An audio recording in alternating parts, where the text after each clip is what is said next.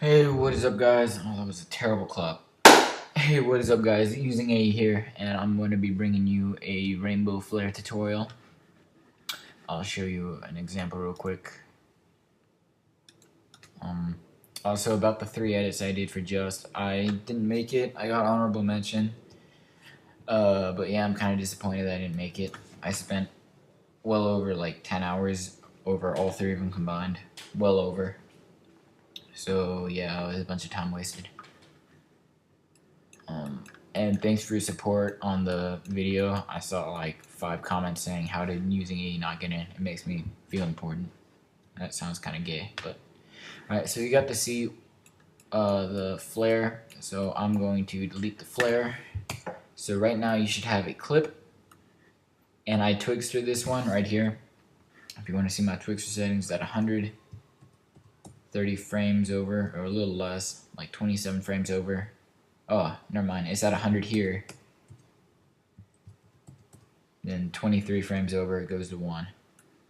Just so it can kind of get that really cool fall down intervention effect thing. So now you're gonna go to Layer, New, Solid. You can have it below the adjustment layer or on top. I like to have mine on top, and make sure it's a square so you can rotate it however you want. So click OK. We're gonna bring in optical flares. Just drag that on, and options, and then go to lens objects, basic, and your hoop should be here. I'll delete everything else. I'm getting messages on Skype. And here. So here's a hoop. Also, real quick settings that you can use for the hoop. There's color source. You want to have it on spectrum, but you can have it on gradient, and you can just choose your colors. You can have it on custom, where you can just choose one color. You can have it on global, which is just like a natural gray. But we want our spectrum, and for loops, it shows how many you want. For example, there's a lot.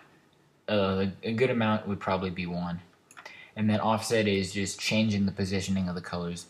I like to have mine a little bit of like that. I like mine kind of like, yeah, like that. That should seem pretty good. And then you want to go to render mode on transparent.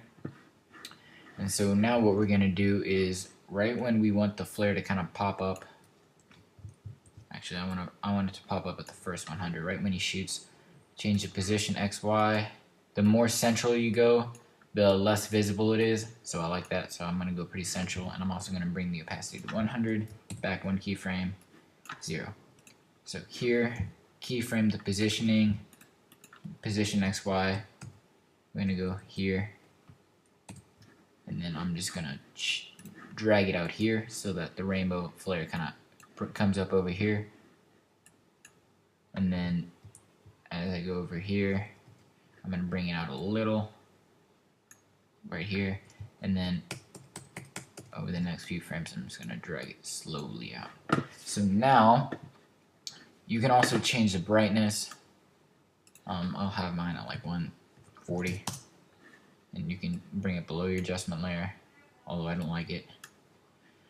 And so you're kind of animating it like this.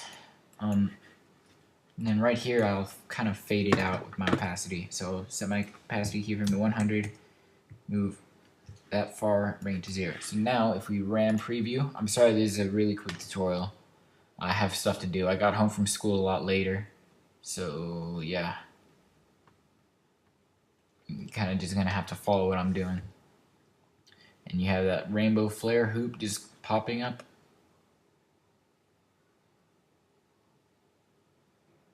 And I'm going to wait a little longer, see if we have any problems. That looks pretty good. So yeah, what I did with the positioning is I keyframed it so that it was like spread out a lot in between the 100. It would kind of slow down in between 100 and 1, like right here, and then right here it just went really slow. So yeah, guys, I hope you enjoyed this tutorial. It was really quick. Also, I made the CC mixing 2 presets that I had. Looks pretty sick. I might use it, and I probably won't be editing any episodes. I don't know. I just lack of motivation, I guess. If you pay me, I probably will.